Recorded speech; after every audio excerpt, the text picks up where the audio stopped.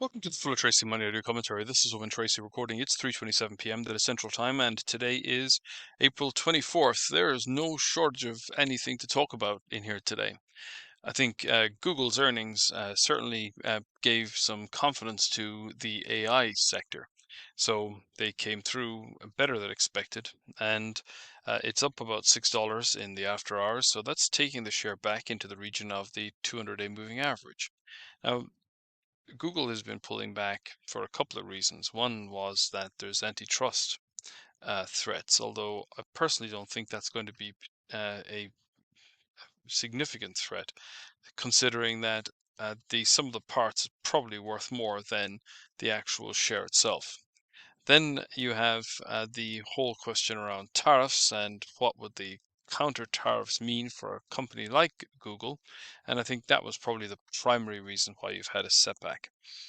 But now we're starting to see a rebound, and it's fueled both by impressive cloud earnings as well as what's happening in the Federal Reserve. So the independence of the Federal Reserve has been brought into question. But anyone who has watched the Federal Reserve for the last several years will be quite aware that independence is a bit of a moot point when there's plenty of evidence to suggest that it is a political animal.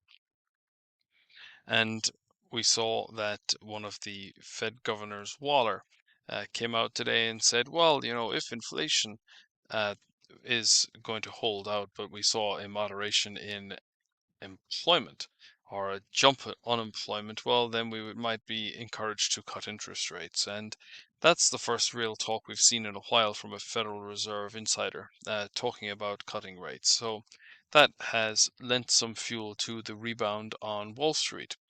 We have to also bear in mind that this has been a liquidity-fueled bull market since 2009, and the big missing ingredient in terms of the broad macro picture has been just what's going to happen in terms of that monetary policy.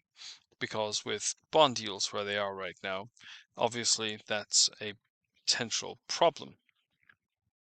So then we had significant innovation announced today by CATL in China.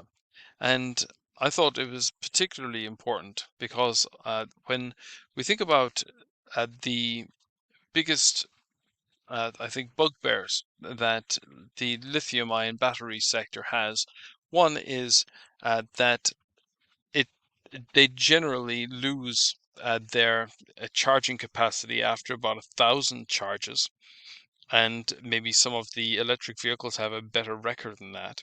Then they have a tendency to overheat, which obviously raises some